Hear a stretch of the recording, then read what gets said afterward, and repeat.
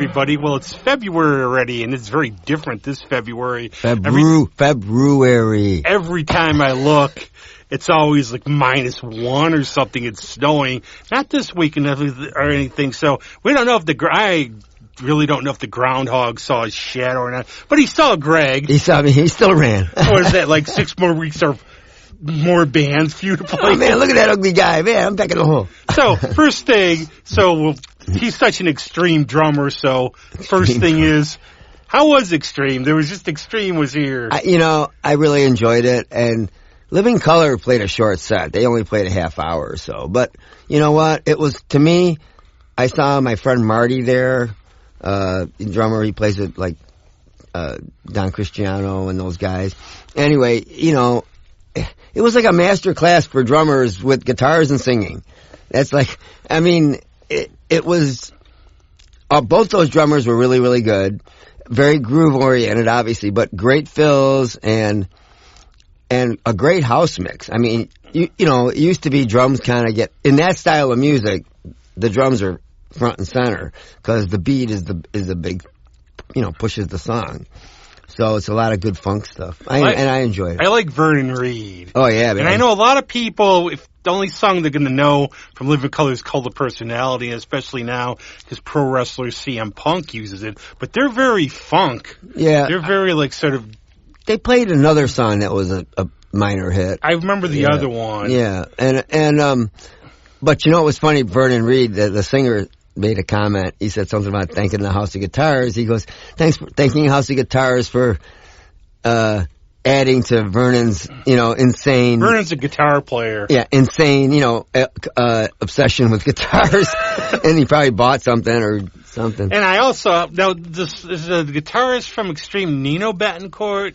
Nuno. He's really good. Because it's funny. Remember those bands reunited shows? Yeah. There's a really good one about Extreme where they don't reunite, but the lead singers tell him, the MTV guys, now don't piss him off. Yeah. He's really difficult.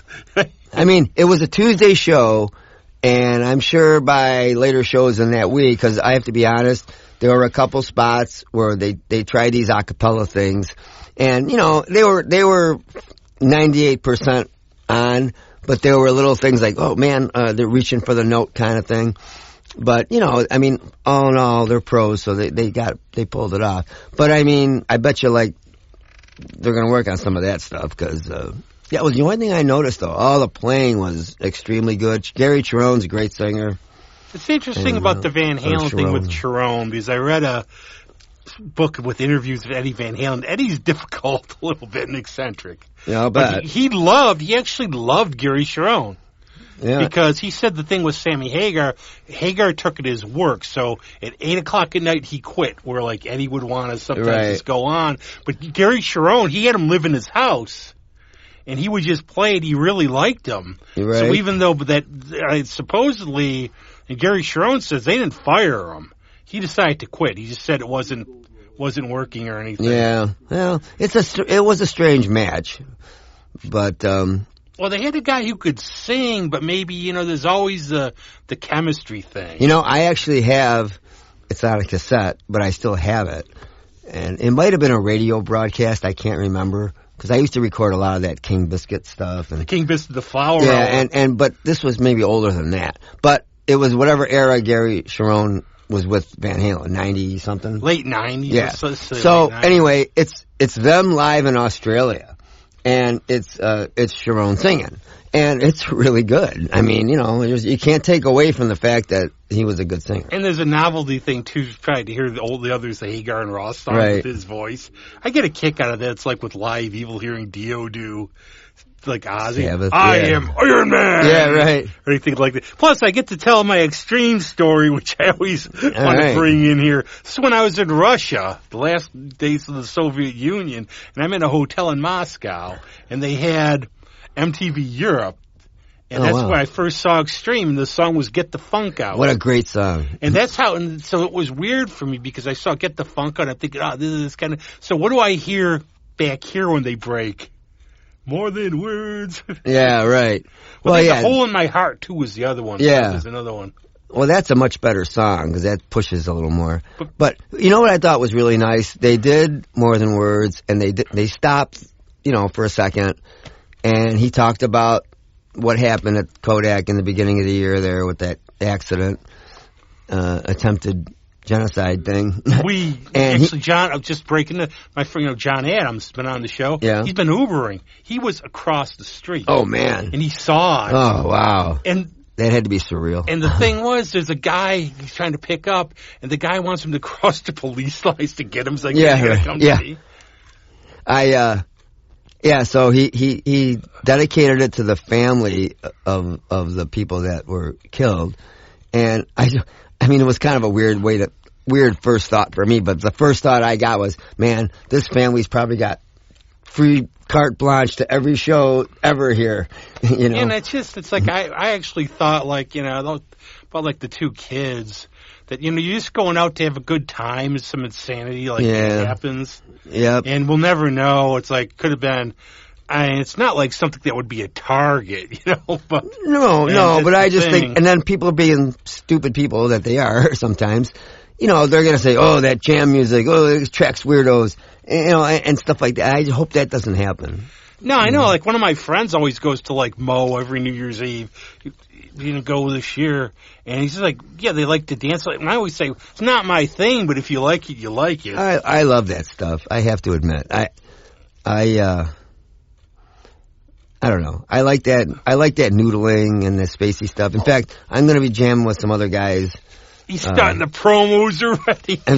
Well, I've been jamming with these other guys, or I'm going to be jamming with some guys I think called Cultivation or something, and they do that sort of style. Well, I would think, too, as a musician, that's got to be where you can really have fun and just go all out. Yeah.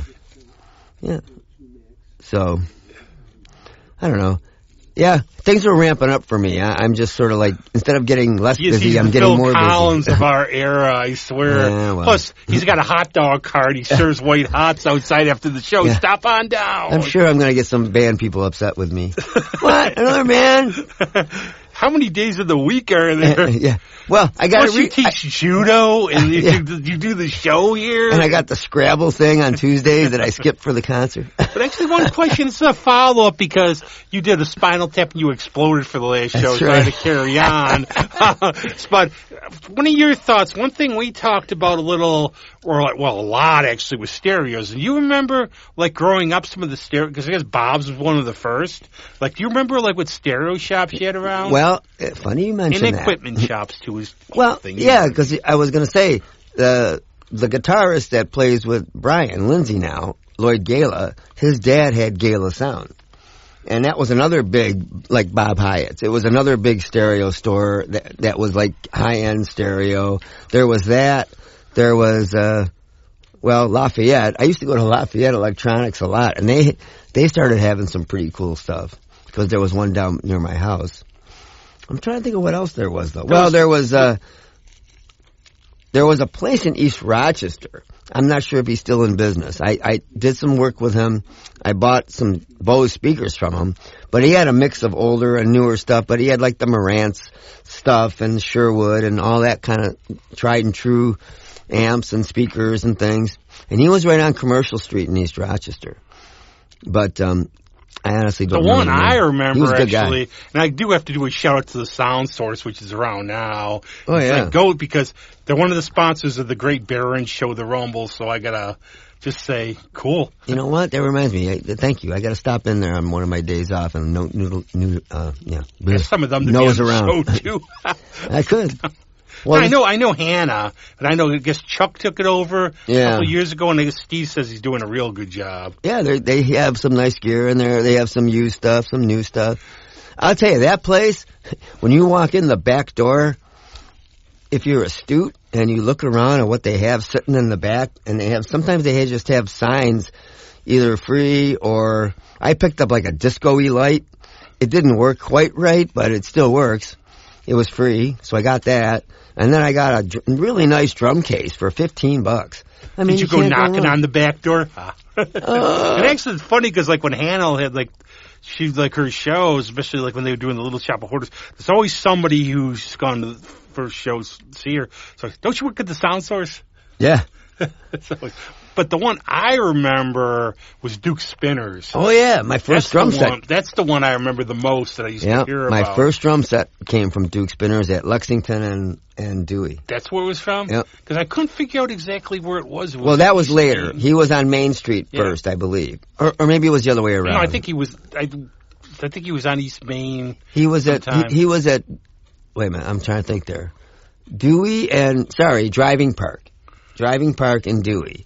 That's where he had a big store on the corner. And that's where I got my first drum set. It was a Ludwig Hollywood with the double toms. I was, oh my God, is there double like toms. There should be like a plaque up. This is Greg. I haven't, because I used to drive down there. Should have never sold them. To Empire Comics. Sometimes I'd drive down and I'd see all the shops and everything. Right. You know. But the other one, too, got to give a plug to Bonunzio. That's another good place. Yep. And I used to love, like, the shows there were always fun. Yep. Which they don't, but I guess, everything like a few years ago, or, everything got sort of. There's a good store, the place I used to teach at. I haven't had any students there. But I still go in there every now and then. Good Vibes, it's at Dewey and Stone, and they have all kinds of records, used records, and, you can get a really decent record for $20-$25. That's another classic. Place that explores Needle Drop on Monroe. And where is that? It's right down. It's at 12 Corners. You will miss it. Because it's in the plaza. You got to remember. And Ben Morey had a show there. They were just getting started. That's like a little treasure trove. Like they get in these weird movies. It's like one of those great type of stores I like where there's stuff all over the place on the floor. There's that one on Gregory Street, too. No, that's where the Needle Drop. No, that was Needle Drop, I think. They moved. Oh, okay. But that's what I love, like you said about the sound source in these stores. I just love to go in and you don't know. Hey, there might be a strobe light or a lava lamp. Right. How much you want for it? Well, can you carry it? So, I gotta tell you a funny story about the light I got from Sound Source. So, it's supposed to be a rotating light, and it's got all these dots, different colors, right? It's a wheel. So, there's like different bulbs in there, or the wheel has different colors. So, and it spins around, and it does the circles on the ceiling and stuff. So, I plugged it in, and I hit it a couple times, and it moved a little, and then stopped. It moved a little, and stopped. And so I thought, I'll just leave it on. It'll look kind of cool as a decorative. So I got the idea. I put it right against my bass drum leg in the basement. So every time I hit the drum, it gets the thing to move it. So now it moves. I had the one that had the suits of cards in different colors. It did the same thing where it wouldn't move, so I would just shine a light on it. There's the red one. There's the green one. I think also we need to get, like, for guests. That's low-tech light show, We need to get a scientist to clone you. Then you can play it every band. That's right. Well, I'm trying to reach that 100-band goal that everybody seems to think I'm in. So I only got 90 more to go. But you want to make some points about Batman. Oh. Well, yeah, I was just saying that the Adam West show, and everybody goes, oh, yeah, campy and all that. And it's a great show, and I still love the genius of it. The first season's my favorite because they did that fine line between crazy, absurd, and serious kind of detective show. Because if you look at the first season, way more night scenes, and they had the cool yellow lights and the Batmobile in the front. So, they tried to kind of keep it to a darker detective story, and they had the right idea, and then they kind of started ramping the camp, as it were. And, but I was reading a lot of these older Batman stories from different compilations and things. And when I read about the producer of the show, he said, well, I had some comics, I got some, and he goes, I started reading them, and then he keeps saying, well, I couldn't see any other way to do it, because originally they were going to have it be a serious adventure show. And they said, well, hey, he goes, I was reading them, and I couldn't see any other way to do it than kind of over the top. So they went that way. But if you look at the comics, they are kind of over the top because he's escaping from all these traps.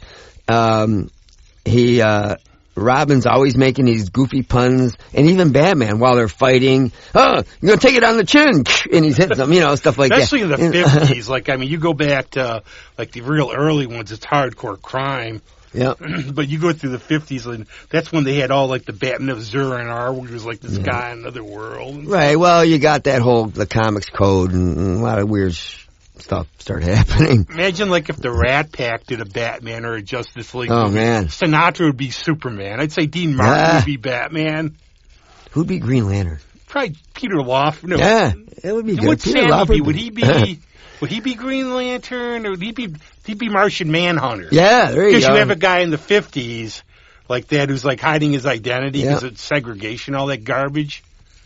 I'll look at you with my X-ray eye. Have Joey Bishop be the Atom. Joey Bishop. Yeah, that'd be cool. Telly Savalas could be the Sparrow.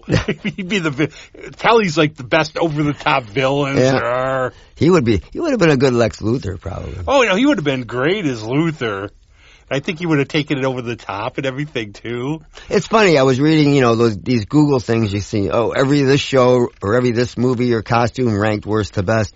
And they had a Superman one, and a lot of the older movies like Superman Returns and a lot of the feeling on those, they're going, well, a lot of these movies didn't get the attention they should have, and they would note the good points of it. And because when I watch a lot of these over again, I'm going, why did nobody like this? This was pretty good. And there's so much involved with the not politics, but the Hollywood politics and what's trending and what isn't and what timing, and it's such a crapshoot sometimes. I like Superman Returns. I own it. Yeah, I do too. I think the problem with some people is they tried to make it as a sequel where it's like he was away. It takes up from literally Reeves movies. Yeah, well, see, what I didn't like, I keep reading about that. It's a homage. Okay, an homage is one thing. But to directly steal the dialogue, like the airplane, safest way to travel, it was not necessary to repeat all that stuff. I think he should have found a different way to incorporate that same mood without exactly, because it's almost like, well, why am I watching a remake? And I think like Brandon Routh is playing Christopher Reeve more than he's playing Superman. He's playing his Superman. Right. And they have the old idea again where there's always that question in comics, how can superheroes testify because they have their masks on, they think that Superman goes to Krypton so Lex Luthor gets away because he's not there to testify against them. Right. I think that's great. I thought that was a kind of a cool, how much do you think that pissed him off? A lot. Oh, yeah, a lot. Oh, yeah. But the question how did these guys get driver's license? You can figure, okay, if they caught him like a cop pulled them over, say they pulled Batman over, remember like the good thing about, like, oh, there's a ticket on the car. No, it's our duty to pay. Right. It's getting off. You'd have to give him your license. Wouldn't it have to be his brute? You can't have like a guy in a mask. I know. Would he take his driver's test with a mask? It would probably be like George Clooney with the credit card. He's got his own license. Oh, that. When he pulls up, what they do with that. Don't drive without it. That was the other thing, the nipples. Yeah, my God. The nipple suit. But I have to say, I really liked Batman Forever. I still enjoy, because I thought they did a nice mix of crazy with the villainy was stupid over the top, which is how you got Tommy Lee Jones was underrated as Two-Face, I thought. Oh, yeah, man. I thought he was great. Oh, these guys are nuts. That's the whole point of their characters is they're uncontrollable. You don't know what they're going to do. So they're going to do I don't know. I'm one of those people that doesn't hate on Val Kilmer in the role. I thought he was good. He played the type of guy. I thought he played it well. He just didn't have... Always the villains are going to outshine him because they're all the lunatics. The only part I didn't like the bank guard in the beginning because it was just kind of stupid. Well, what Schumacher said was they told them it became more about, it's like with Star Wars too. The with toys. The toys and the marketing. So you had to put all this stuff in. Yeah, well, if you ever want I can lend it to you. I found it, of all places, I think Big Lots. That's your treasure trove? It is my treasure trove, man. $6 or something, or $10. Oh, no, it might have been Target or Walmart, but I can't remember. But I found all 4 of the movies with commentaries. I have it. So you do have that? It has the Donner cut. No, this is the Batman. I have the Batman one, too. Yeah, you have a Donner one with all the... You have the Donner cut. It's got the 4 Super, but it's got the Donner cut. Oh, yeah, I like the Donner cut. Not the Blitzen or the Comet or the Cupid. I like the Donner cut's really good. Once you see it, though, you can't go back to the other one. That's the problem. But when Schumacher does his commentary, he's not apologetic. But he's like, well, I was really trying to lighten the tone. And I was really trying to make it a family thing. And, he goes, was it the right thing to do? He really assesses it pretty well. Rest in peace, Joel. And, but, I think he had a tough, because when those studio guys come down on you and they're writing the check, I mean, you're kind of screwed. You got to do what they tell you. And I did my little review of it. All I did say it was fun. Basically, two crazies are out and Batman's going to take them down. Right. What else do you want? I mean, I liked the circus part. I thought they did a good job incorporating that. Yeah, because that's the whole thing. People don't get. A lot of people forget. Like Robin is actually that's for Robin Hood. Right. And I always make a joke, though, about sidekicks. It's like, let's bring the little kids out. Here's the little kid, but you know what, the whole reason behind sidekicks, and like Stan Lee didn't like them. That's why sort of Rick Jones was the universal one. Yeah. But why? Because who read comics? Right. The kids that age. Bucky. So you were sort of, plus you needed the guys, like he could explain he had to rescue you and everything. Right. I mean, I like that they made Chris O'Donnell was good in the role. I like that they made him a little bit of an older person because I don't want to see some 10-year-old kid running around with Batman. Gee, Batman. Well, I'll tell you, like I don't know if I'd even. Why can't I have a puppy? I don't. But the one line that got me in Batman Forever, which I actually cracked up on, was when they're chasing him to the hideaway, and he goes, "Holy rusted metal, Batman!" Yeah, right. Huh? Right. Rusted metal. It's holy. And I actually have a Batman book from the 66 show. It has a list of, there's 72 holy words. Yeah. Oh, that reminds me. So there's the one Batman episode, I think it's the one where Penguin runs for mayor and he steals the Batmobile. That debate's awesome. You know how many times they've used that plot? So it was in the comics, it was in that show, and then they turned around and used it for Batman too. And they always change it because I think there's the one where the Riddler tries to steal it, but it's bat booby trapped. Yeah. So it explodes. The other ones, they just steal it. Yeah. Or they let him in the 1966 movie. But in this episode, they confront him. They confront them in the Batmobile. I forget how they got there. But they obviously the crooks think that they're already dead. They go, "Wait a minute, you're dead. What are we seeing, ghosts?" And then Robin's like, "Ghosts, huh? You guys don't have the right spirit." And that's perfect because that's the kind of stuff he would say in the comics all the time. And he's supposed to say a little bit. He's a teenager, a little bit of a wise ass, a little bit cocky. And the thing for me, they do, in terms of origin, like Adventures of Superman, they have the origin story first episode. Right. But they have, all they do is mention it once in the Batman show where it's it's murdered and then we just dedicated ourselves to, all I would do is look up people who had money who got murdered and figure it out. You always had to figure the guy had to have a lot of cash. Yeah. I think what they did in Batman Begins was good. They made his father, but I really like what they did with the new one, with making him sort of a bad, getting in league with the gangs and stuff to get the money. I mean, his vision, it was well placed, but he got in bed with the wrong people, so to speak, and I think that's a much more realistic take than just being a benevolent benefactor. But the one I'm glad they didn't do would have ruined the whole thing was Grant Morrison's Batman R.I.P., where they made it out where the villain pretended he was Thomas Wayne, and that Alfred was having an affair with his wife. Oh, he never died, but that would have wrecked the whole... Grant Morrison, man. But that guy's got... That would have wrecked the whole canon. Bye, Andy. Bye. So now... We know how to shut the stuff off. We run the studio now? Thanks. Yeah, we're going to be running to do the control. All right. All right. You can deal with all my lunatic clients. Now. Okay. Yeah. You want some good porn? Get on our site after the show. So, I'm really excited now. I've been reading up. There's a new animated series coming out on Amazon called The Cape Crusader, I think. Oh. And I forget the guy's name, Brubaker or something or other. You look it up. Ed Brubaker?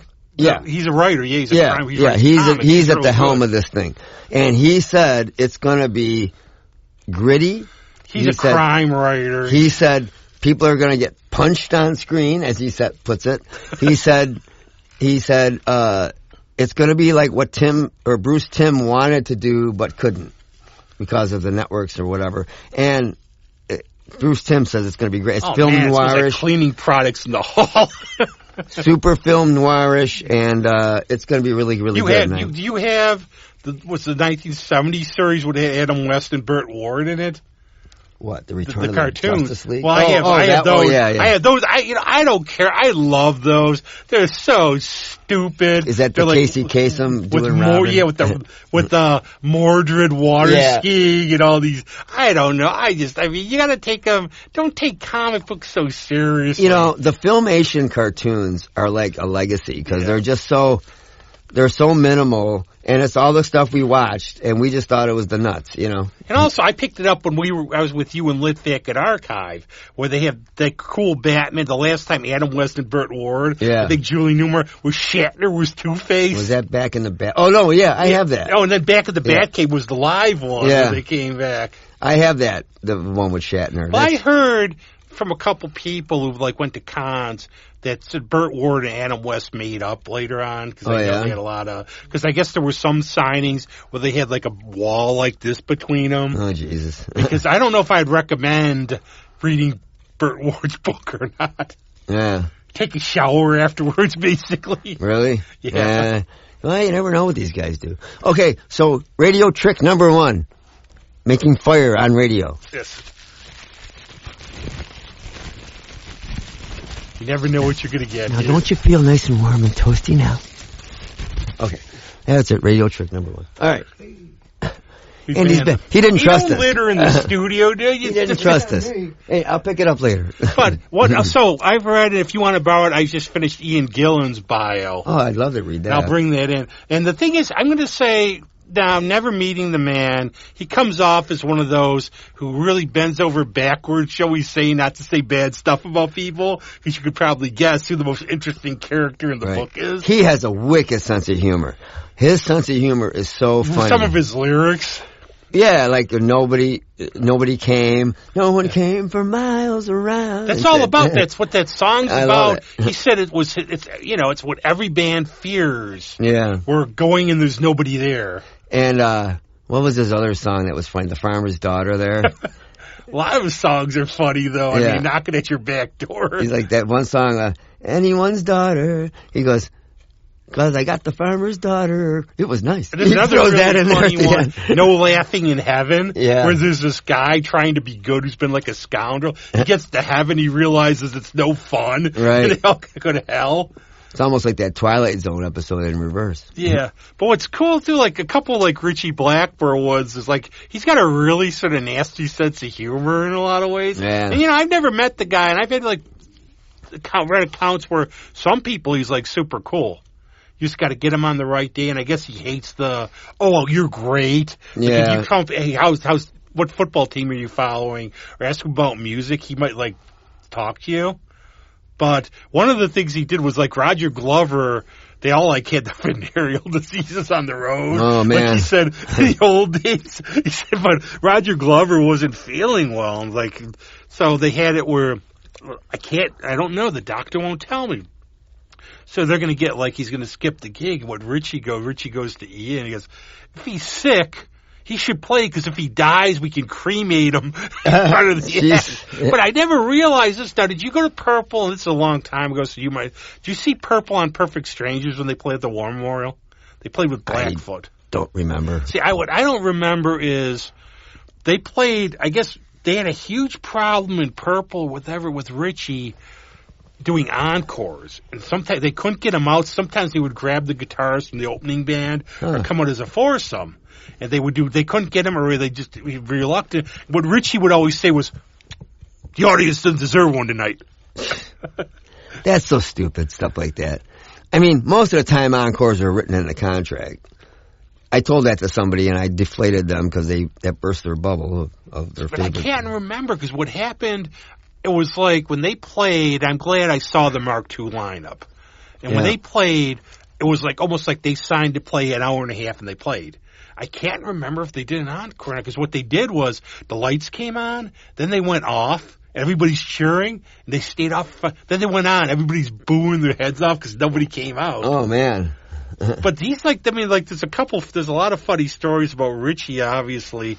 And, like, I guess he used to, like, have, like, a slingshot. He used to shoot, like, peas at cops and at people when they were driving the limo. Must be nice to just have wild But there's abandon. one when he comes to knock on the door, and I didn't know he goes to Ian's there. So he knocks on the door. His girlfriend's back here. Richie's standing back. He goes, he actually asked Ian to join Rainbow. Wow. And Ian's like, well, no, I'm doing my other thing. He's like, why are you standing the other way back? I thought the first thing you do would punch me. You know, but it's just to watch, like, reading, but you don't realize, like, Ian, and I actually want to pick up some of the Gillan stuff now, but the best I have a couple of the best album he said he ever did was an album with Roger Glover. And they worked on at the same time as he came back to Purple for The Battle Rages On. They were like actually for House of Blue Light, because they said Richie was being Richie. Battle Rages On is a good record. I don't care what anybody says. I think it's really good because it still sounds like old Deep Purple. Plus the last time you would ever get because that's when Richie flipped out during tour and quit for good. Yeah. But I have a couple. I have an Ian Gillan Band album that's really good. And that's on Polydor. And they had a lot of issues with, like, record companies. If you read the book, you could tell it's a fun. I'll bring it. Yeah, that sounds good. But there was this one live album I'll never forget. I think it's so funny, and it's a great comment because I always throw it out at sound checks and stuff. Ian Gillan, they're talking about the sound or something between songs, and somebody says something about their monitor and something or other, and Ian Gillan goes, "Yeah, make everything louder than everything else." But I guess I love it. It's and just such a wicked sense of humor. Ian doesn't like live albums. Oh yeah, he doesn't like them at all. Now his reasoning, makes sense in a way. He said, "I don't like them," and he said everybody knows my stance on it. I've never hit it. He said because I believe you have to be there to experience life. Yeah. It's one moment, and the minute you got that locked in your brain, and every time you go see them, you think it's... But I actually have a really good one. I have one of the live album with Steve Morris on guitar. Mm-hmm. I have the Japan one, where they're in Tokyo or something. Yeah. That's really good. But he said the big problems with Purple were him and Richie. Said, like, Pace, Lord, and Glover were, like, basically nice guys. Right. And, like, said Ian Pace still comes off as hilarious because, said... all Pacey thinks about is counting. It's like counting his money. Yeah. Well, you don't do. It's a business. I mean, you do have to look at it as a job to a certain degree. I mean, an arty attitude is great when you're doing the music, but you can't forget the business part because you'll get screwed.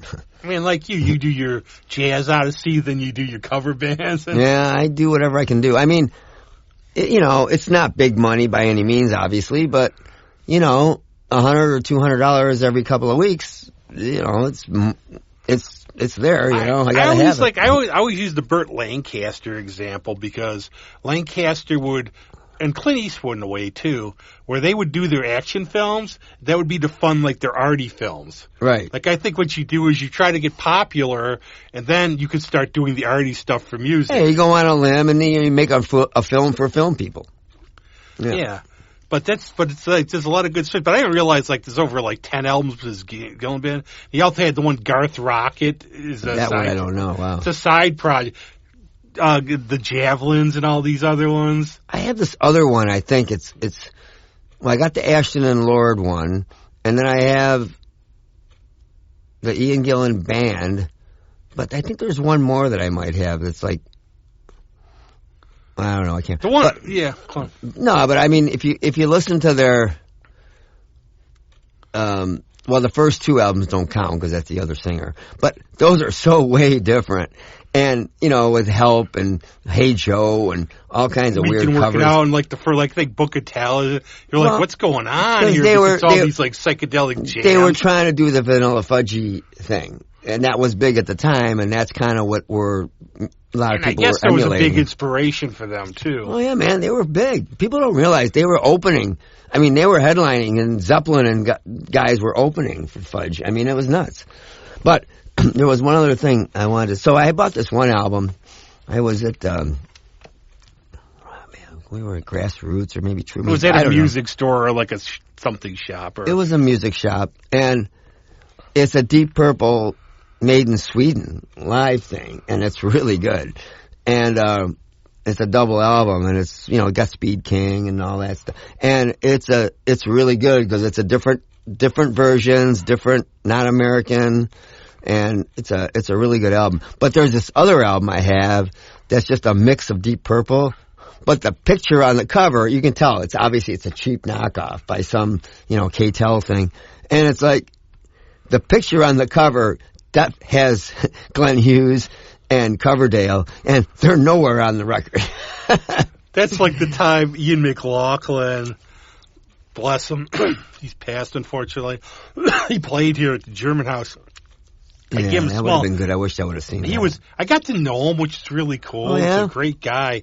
Just awesome. And I actually ran into him shopping at the Bob Shop the day after a gig. Wow. I got to ask him a Rod Stewart story from his book, and he goes, Rod's all wrong on that. And he explained to me how, they got banned from Holiday Inns. He's like, well, I chucked the tray out the window. Why'd I do it? Felt like the thing to do. And everything. But he did so he signs, I have a double album of Small Faces. He looks at it. It's like a German import. He's like, where'd you get this? I was like, he's like, this is a bootleg. Like, I'll sign it anyways. It's like, you want to sign your name?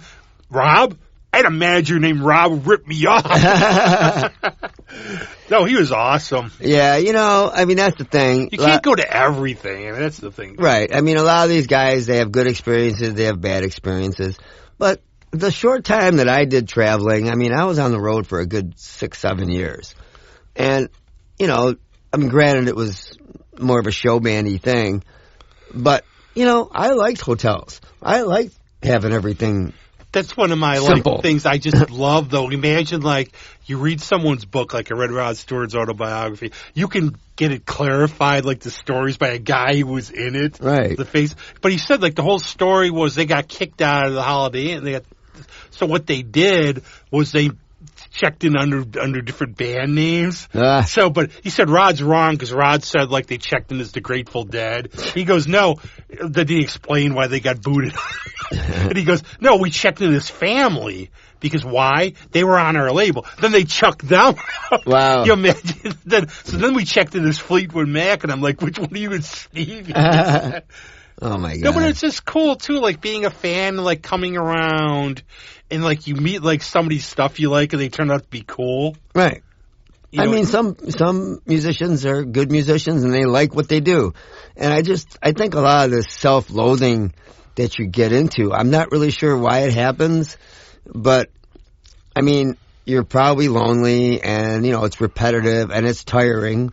For sure. it is tiring to tour. Because part of the book there is Ian especially, they toured the world more. The Gillan Band was never popular here. Right. So they toured the world. He's all these exotic locations and everything. You can't take those memories back. You can't. There's no substitute for that stuff. Even Lou Gramm, look at all the stuff he's did. Yeah, I just get the thing where I don't know how many years I could do it like that, because I used to travel a lot, and now it's can you imagine, okay, you're going to be gone for 8 months. Yeah, I think we're going to take this on the road. We're going to start in Singapore. And yeah, the circus comes to town. But I think, I don't know, I think the trend now is they're getting, especially because you have an older demographic of players. But, we're going to go out for, 8 weeks, 10 weeks. Well, I think the Stones, when they did the European tour, it was spaced between 3 to 5 days apart. Right. It was 20. And I guess this tour, shut up. We actually had our first. Bob answered a call last week. Bob Hyde answered a business call on the air, which was awesome. That's the Carnival. Anybody calls, nice. you can just answer it on the air. But the Stones, I think they're doing around 20 days within 3 months. And you got to figure too, that's a big set to transport. Right. But these guys are in their 80s too. Yeah, but they're not suffering either. They're not staying at Motel 8. No, it's we're not going to see them, down that Red Roof Inn. Hey Keith, how you doing out there? They're not sniffing hash under glass anymore. Now they're doing a real good stuff. Well, I heard if you had stocks in liquor stores when Keith gave up drinking, they went way down. But one of the things, like Ian, as I said again, you'll see, you read it, he's very polite, and he said there's a lot of stuff between Richie and I. Let's put it this way. It'll come out after both of us are dead. Yeah. But he said, though, his one analysis of Richie was supposedly he never got praise when he was a kid. And there's a sad story about, like, Richie played with Gene Vincent, and Gene Vincent would come on, and he'd go, well, now here's a ditty I wrote. And then he'd stare at Richie. And Richie would start to go into Bebop-A-Lula, and nothing would happen. And he realized Gene was crocked on his whiskey, and he didn't know what song it was, and he wanted Richie to remind him. Yeah. So what do you do afterwards? Like, I don't like the way the guitarist dresses, fire him. Jesus. So have you seen the Godzilla? I wish I could have done that. You saw Godzilla -1, didn't you? Yeah, it's great. Because I'm just going to buy it. What a really great story. I mean, it was a great story. You know, I mean, there was a lot of story to it. The characters weren't just, run, Godzilla, you know. I mean, there was a nice love story there, and some real human interest stuff, and it played well. I mean, they really got into the whole destruction thing and what it does to some people's lives in this particular. They said story. Even it wasn't even made for $15 million; it was less. Yeah. And I think that says as a shout out to all these like Indiana Jones and the Dial of Destiny, which could have grossed it would never make its budget back because it cost so much. That's another thing that bugs me now about the modern filmmaking. It's just like, by the time you pay off all these megastars and what they want, I mean, yeah, the budgets get stupid. And then sometimes you get these smaller films, they spend less money and they get people that want to act, and they're able to, they work for a decent wage, but not crazy. You know, you can get a couple million instead of, or you can do 12 a lot million, of them. What they do, like on the first Star Wars, is they got percentages. Right. And if you took a percentage, they were set for life. Right. Well, you got to take the gamble. And Donald Sutherland said they offered him a flat fee of $250,000 or a percentage of Animal House. He's like, I'll take this. Nobody's going to see this movie. He said he lost out on $12 million. Right. Well, that's the gamble. I would rather gamble once, because why not? Because if you lose, you could still do other films. Well, but isn't there like, I mean, it's amazing. You take this big guy in a rubber suit. Right. You get all this smoke. Because isn't it like, we could tell some of the story because it's been out for a while. Isn't it like a kamikaze pilot who decides he's not going to do his mission, lands on an island or something? Yeah, he chickens out and he crashes. In a different way. Yeah. And he's kind of shunned as per the Japanese, respect thing. Face. And, he's all ashamed and he's kind of, blah, blah, blah. But then it turns around where he gets a job on a boat. And he goes, I got this, because he meets a girl, and he goes, I got this great job, and then they have a baby and all that, so he's got to get a job. Remember that, kids? When you have babies, get jobs. Thank you. Maybe get them before, even that would help. That would probably be good, yeah. Get the job first. Don't be a drummer. Don't make babies. But he's a drummer, he's not a violin player. Why a drummer? Yeah, right. But I just make a noise. Although it's a joyous noise. Right? Joyous noise. So, you didn't like that one.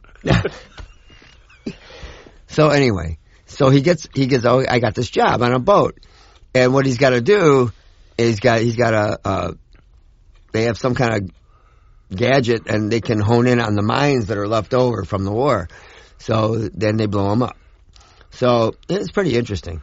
And I think, too, it's like now Godzilla is back to being the ultimate badass on these new, like Shin Godzilla, which I honestly was so-so.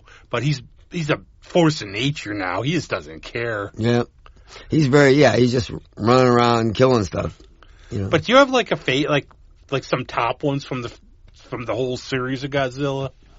Not really. Probably Ghidorah is pretty good. It's good. I like it. It's Monster Zero here. It's Astro Monster. Because I think that has all the elements. It's got like the UFOs. It's got Nick Adams. Yep. That's good. A good one. And actually, I do like it. This is the cartoony phase in the 70s. But Godzilla vs. Megalodon. Oh, yeah. That's a good one. And I saw that. I don't remember what it was on Channel 31. They had the Phantom of the Theater with Jerry Carter, like dressed in green makeup. Yeah. And it was Godzilla versus Megalodon. The Chiller? Yeah. Yeah, the Chiller was great. Yep. And I remember Gregory the Grave Walker. I used to watch those. And they must have been, it's like the local pro wrestling show where they just dumped them. Because I've never been able to find any clips from them. Yeah. Because we had a pro wrestling show in the 70s here. Yeah. With Dick the Story of Big. Because I remember the Fargo brothers. I met Greg Valentine. That was him and his dad. And what they found out was, okay, the Fargo brothers, why do these dudes look so much like the age difference and everything? But I'll never forget Dick Bayer would announce, and I actually wrote to him, and he confirmed he was on it. Wow. And he said he had one time, he's announcing in the mess, some bad guy hit him over the head with a trash can. Oh, so he comes on the next week with the mask, with the big bandage wrapped around the mask. Nice. Channel 13, man, they had some cool programming. That's the first place I saw movie serials. Because they showed King of the Rocket Men. And I think maybe one or two others, but they were showing them as part of either the Mickey Mouse Club or something.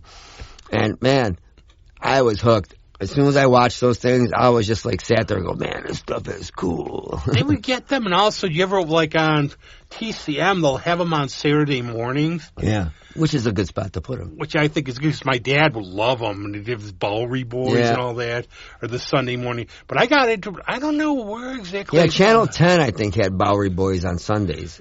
But Offbeat Cinema last night, and I went to bed before that I watched Star Trek, and then I watched a little, but I don't know what the heck that thing was on last night. It's all these guys at these weird dancing, and I don't know what this is. What was it? It's Offbeat Cinema. It's in Buffalo. It's on Channel 18. They have the problem with them is they really you write to them, they'll get some weird movies. Yeah, there's a lot of cool stuff out there. They will try, what's the ones who turn into zombies and let the long title, but they get so many commercials. Yeah. When they last for 6 or they feel like they last forever. Oh yeah. Channel 18 on what? It's just on Channel 18 on your regular TV. It's a public access. Digital TV? Okay. I don't even know. Could you have because actually one of my parents' friends, he just got the thing for to have regular TV, but he had to get the cable for it. Can you even do the old bunny ear antenna TVs anymore? Yeah. I do it up in my room. I get them all. with a $4 antenna. But the best thing used to be, if you could get, Canada, if you could somehow get those Japanese horror movies. Yeah, we used to be able to get not WGN, but KBW or whatever it was. Yeah. In Buffalo, you'd get every now and then you'd get something from Buffalo. It was pretty amazing. He had there was a guy Captain, I know we had Ranger Bob here. It was Commander Tom. There was Commander Tom. It was a kid's show. Now I'm wondering, Skipper Sam. What I going full circle about Batman. You watch it now, and they had Jane Paul Spaghetti for Jane Paul Spaghetti and Mayor Lindsay. Yeah. You get those now when you're older. You didn't as a kid, right? But I wonder now if they were doing a riff on the Space Oddity because it was Commander Tom. Oh, maybe. Yeah. I remember the guy wore a red military jacket. Yeah, I watched this one show. It's a 50s show called Space Patrol, and it's on Tubi. And it's that typical kids show with the guys that are supposedly part of an interplanetary sheriff's office. And Bucky, the guy, the sidekick's name is always something stupid. And Bucky or Sparky. Yeah, and they had one. Winky is on this other one called. Oh man, Rocky Jones Space Ranger. Rocky Jones. I love that. Jones I love awesome. that. And it's just, but again, I keep saying this. Those Rocky Jones more than the others had pretty good effects and pretty good sets. In fact, I read where they stopped making it because it was quote unquote too expensive. So, but I always say, the George Reeves Superman show was just miles above on sets and things like that because they were just made by Hollywood guys, they weren't, and I think it was cheap but not dumb. Put perspective too, where these days it's a little bit too much Deus Ex Machina, where I think a lot of the CGI looks too fake and there's no creativity to it. Well, I call it Donkey Kong CGI because it just looks like these guys jump up and down. Like a kid growing up. Yeah. Like in the 30s, like with Flash Gordon. All these. You're watching this. This stuff looks awesome. Yeah. I remember watching Superman when I was a kid when they showed the first thing with Krypton. Yeah. I thought it looked awesome. It did look and awesome. I love the way probably their car lights, but like with the little planets. Yeah. And I would love, if I was like doing films, I would have loved to have done like Flash Gordon or Commander Cody, all these, because you have to be creative. Yeah. It's like, how did they do laser things? They whacked like a phone wire. Yeah. Oh, wow. Something like that. Yeah, they would do a thing like they would slap a chair with something to make a slap or a gunshot. Or think about when you're doing a radio show and they got the guy doing like the water. That's what they do. And do you remember this from the first Superman? If you remember the commentary in the beginning where they show Krypton or the Red Sun part? Did you remember that? Yeah. What they said it was? What? It was a pail of gasoline that they lit up, and then they photographed it from above. So they took a picture of a thing of gasoline burning in a circle, and then somehow they, fogged it nice, and there it was. And there's like really, even like on YouTube, they have like the red mask. You can find tons of these, the full serials. Yeah. Did you hear Jensen Ackles might be Batman? And he's thinking if they offered it to him, they would do it. I forgot his name. They already have Superman cast Birthright. Yep. And I have no idea who any of these people are. Me either. I have no idea. So after a while, too, it's like, how many times do they have to do it before they get it right? Yeah. Well, we'll see what happens with this new thing, James Gunn. I mean, if I see any more teases out there, I mean, it's like every day. It's like, all right, enough with this thing. I guess they took, like, there's only going to be one Marvel movie out this year. They took, like, a bunch of, like, Captain America, Brave New World, and they're massively reshooting them. Yeah. Try to make them better. Well, I kind of think they reached a glut with it. I mean, there's just too many to go see. It goes into cycles where they, I'll go back and watch, like, the first Iron Man stuff, and I go, it's so much better. I mean, I want to watch things like Fury of the Gods, but everybody says it sucks so bad. And the last Thor movie, everybody says was so bad. I mean, I want to check them out, but I don't want to spend 2 hours watching a stupid movie. No, and it should have been good because I think Carl Urban was in it. Actually, Christian Bale was in it. Oh, wow. You just think Christian Bale, when he's the villain, how can this be bad? Oh, wow. But it was like, it went like... A lot of factors. I didn't even like Ragnarok that much because I thought it was too humorous. No, and that's a lot of people in retrospect when you watch it the first time. Wow, this is cool, and they got in the World War Hulk stuff where he's in exile. You watch it again, it's making fun of the guy. Yeah, I don't know. I think they have some interesting ideas, but they just. And then they got the thing because of the Jonathan Majors stuff where they're they think they're going to have I think they call him Grand Lord Thanos as a villain, or they're going to have a different king, because that's not too hard to pull off because the guy's a time traveler with the mask and stuff. I would have liked to have seen a Galactus storyline. Remember the one where he was like the little cloud in the Fantastic Four movie? Yeah. With Silver, wasn't he like just a little ominous cloud? Yeah, it was weird. No, Galactus would be a good one. A Nihilist, like for Fantastic Four. I bought a couple of Silver Surfer, I bought some extended versions, like at a Family Dollar or something, and they're not that much longer, but they're better. The one I heard was awesome was the Daredevil. I have that. That's great. I heard it explains a lot of... It's way more interesting. Have you ever seen, I know we've seen Justice League, for Batman versus Superman Dawn of Justice. Have you ever seen the extended cut? Yep, I have that. Doesn't it explain a lot more about... It's way better, yep. It goes into detail with the woman, the African woman there that was, complaining about the soldiers and stuff. She actually gets paid by Luthor, and you don't know that. And so when you watch the original one, you're going, well, wait, what happened to her? Why is she in court? Why, and then Clark is looking around for her to talk to her. I mean, they leave there's a half hour extra. A half hour. It's not like 7 minutes. That's a lot of story. Serials is one I'll loan you unless you can find it. If you haven't seen, I think you'd really like it. It's one of the best. I think it fell into the radar. One of the best retro films I've ever seen. Sky Captain in the World of Tomorrow. Oh, I have that. I love that. I love it. For some weird reason, that's like like sort of like when you hit Thanksgiving and Christmas, maybe because of the snow. Yeah. But I thought that was, I don't know why that wasn't more popular. I just thought it was awesome. Well, at the time when they made that, apparently or supposedly, it was supposed to be the first totally computerized movie. And I watched some documentary or special feature on it, and for the most part, all the actors were given were, okay, you're in an office, or okay, here's a desk, and here, you stand here, and everything else was green screened in. But it was the first, and I watched this making of thing. They had banks and banks of computer stuff, whereas now they probably don't need it all. But this was back in 2002 or 3 or something. So it was the first, pretty much 98% computerized movie, and just the actors, and very sparse.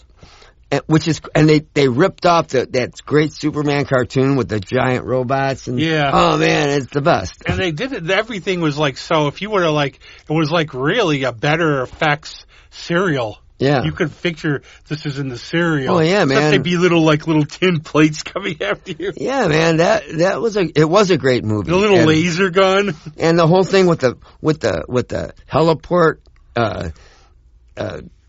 Whatever you call it there, where the airships. Yeah, the airships. That was like steampunk, too. Angelina Jolie. Yeah, it was great stuff. And plus the ongoing joke about the picture. Yeah. And then you had your lens cap on. Right. Because she's always thinking, they're in this world with dinosaurs. I only have...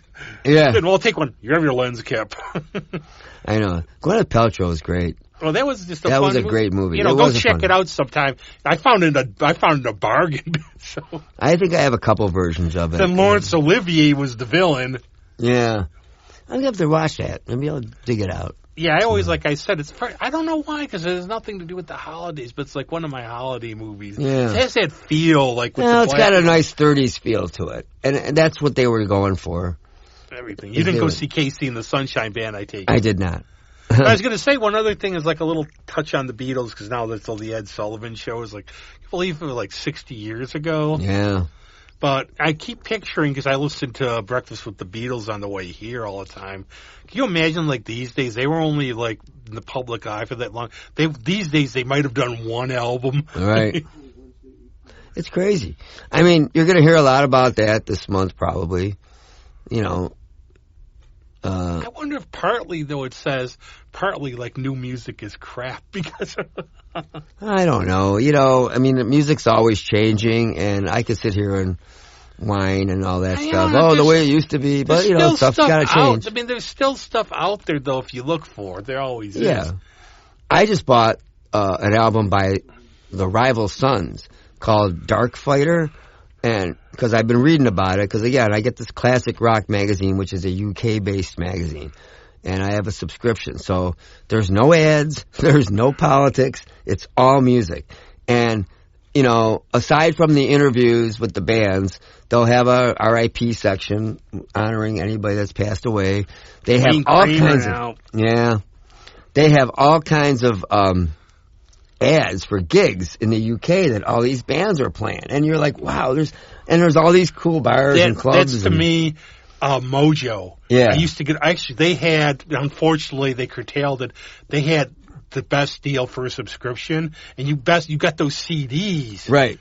And what I would love is like what you said. You would go through it.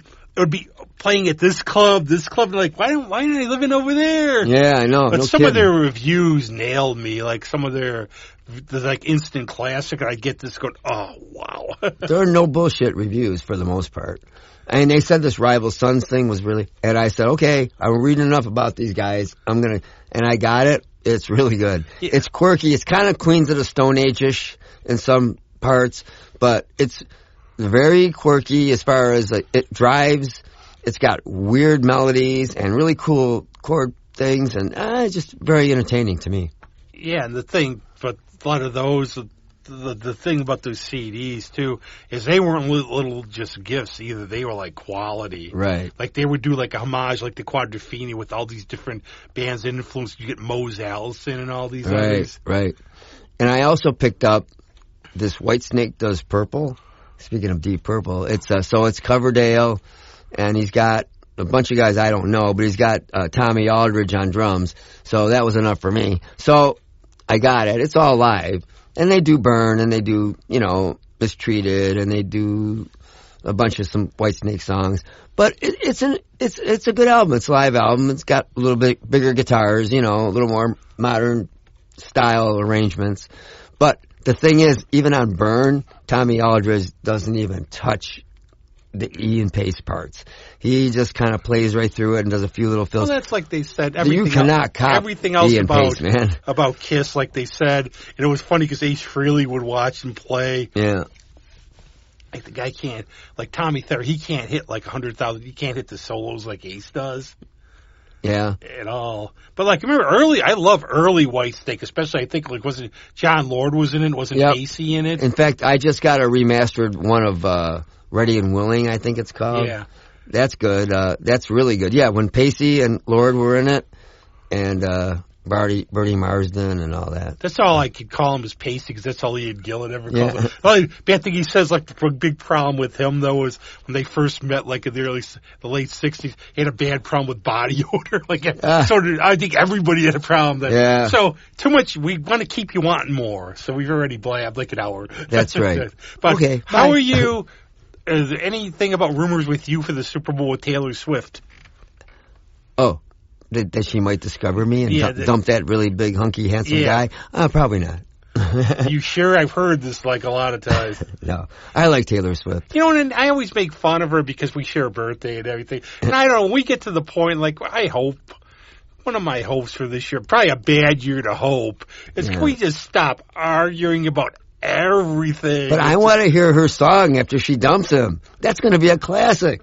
She's going to write one if she dumps him. But I mean, really, it's like, come on. I mean, life's too short for all the... You quarterback hack! No. Yeah. I don't know. I can't wait. What's it going to be called? Like, No Longer Red or something? Yeah, I have no idea. No, I like Taylor Swift. I mean, I'll be curious to, if I watch the Grammys tonight, just in case you guys are time restrained here. It is the Sunday of the Grammys today, so... I'm going to watch Bird. They have all those spots, Clint's biopic of Charlie Parker. That's really good, yep. That's really good. Where he ends, he's laughing at the TV and dies, right? But that's just, it's like one of those things where I think she's great at marketing. And it's, again, if you don't like it, don't listen to it. And I have no interest in the Super Bowl. Like all my teams have. She's allowed, but I don't think she does anything without a reason. I mean, it's her career, but she's trying to be with this guy, and a lot of people are mad about her being in the press box or whatever.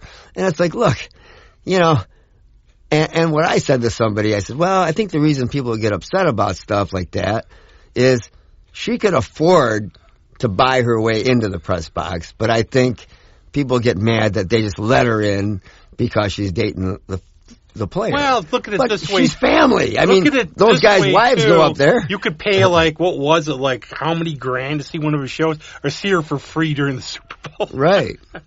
I used to get, but I know it's like the way the mics are. If we had a Bills kicker in here, he'd probably hit it over here. Yeah, poor Bills. Yeah, next year. Again, it's just football. A lot of people get super upset. They've shown it. No, it's annoying though. It's the weeks we don't have a show. People are really sad. It's just got to be very frustrating to do all that work.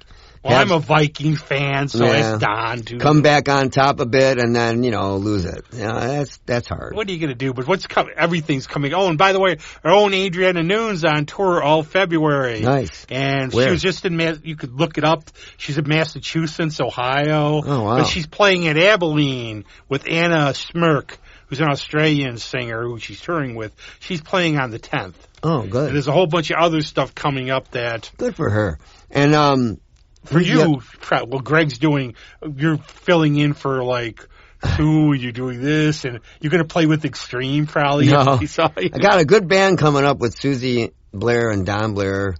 Who has to advertise more, actually, because I totally forgot about. No, I mean, we're doing some recording, and, we're just going to take it slow, and, if it becomes a band, it becomes a band. But right now, we're just laying down songs.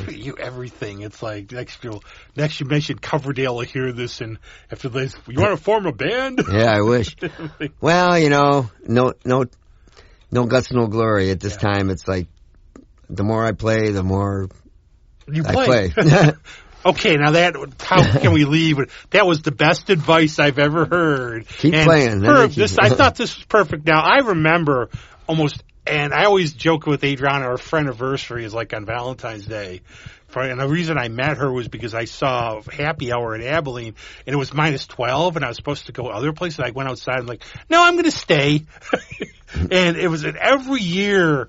It's like if I go it's like massively cold and snowy now, and it's not. So I'm going to play my good friend Katie Morey. This is one of her albums from years ago, actually, because she's Katie Preston still, before she married very cool Ben Morey. And there's a song, and right now, until we get home, it's called It's Okay to Snow.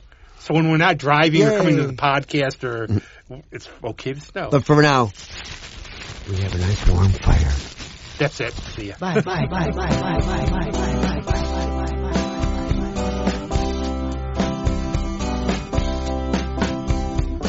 I used to fight this feeling like the enemy if heat was the cold. But it's okay to melt away just like it's okay to snow. Sunshine in